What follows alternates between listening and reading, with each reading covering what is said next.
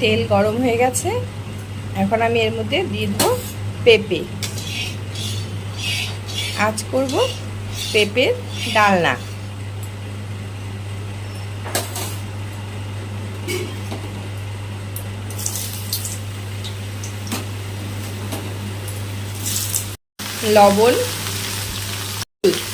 লবণ হলুদ দিয়ে ভালো করে ভেজে নেব পেঁপেটাকে।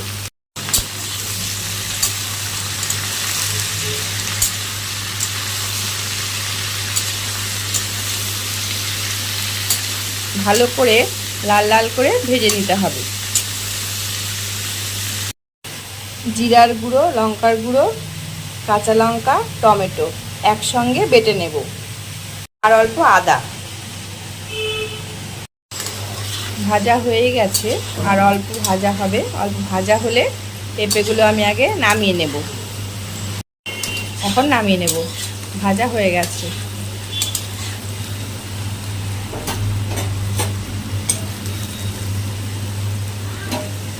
পেঁপে ভাজা হয়ে যাওয়ার পর অল্প তেল ছিল, সেই তেলের মধ্যে আর অল্প একটু তেল দিয়ে এবার আমি ফোড়ন দেব শুকনো লঙ্কা। শুকনো লঙ্কা একটু ভাজা ভাজা হয়ে গেলে দেব তেজপাতা।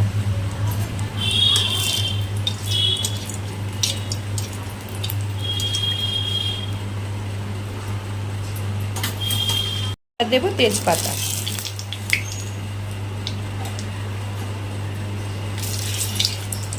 দেব সাদা জিরা, আলু দিয়ে লবণ আর হলুদ দিয়ে আলুটাকে ভেজে নেব।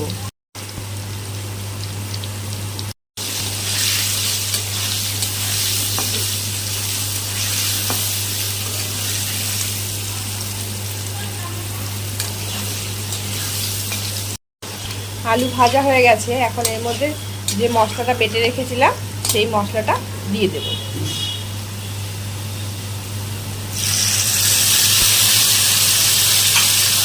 দেখো লবণ, হলুদ, চিনি।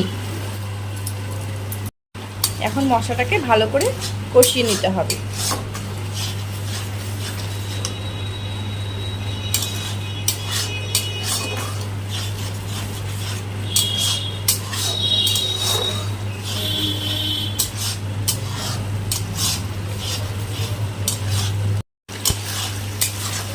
একটু জল দিয়ে আর একবার একটু কষিয়ে নেব।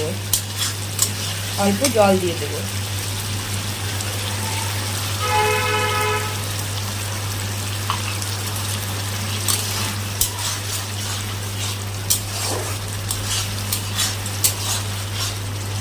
মশলা হয়ে গেছে, তেলটা ছেড়ে দিয়েছে। এখন আমি এর মধ্যে পেঁপেগুলো দিয়ে দেব।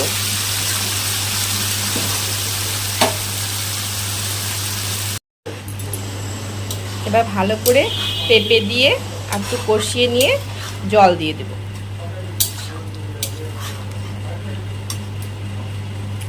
আঁচটা কমিয়ে নিয়ে দেব গরম মশলা। গরম মশলা দিয়ে আঁচটা কমিয়েই একটু নাড়াচাড়া করে নেব।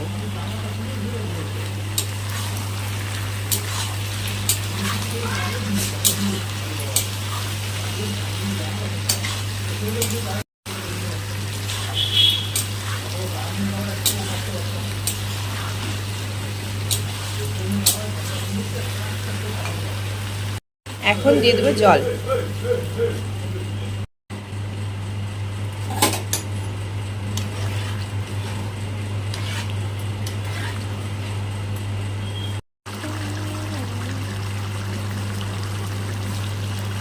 হয়ে গেছে, দিয়ে দেবো ঘি।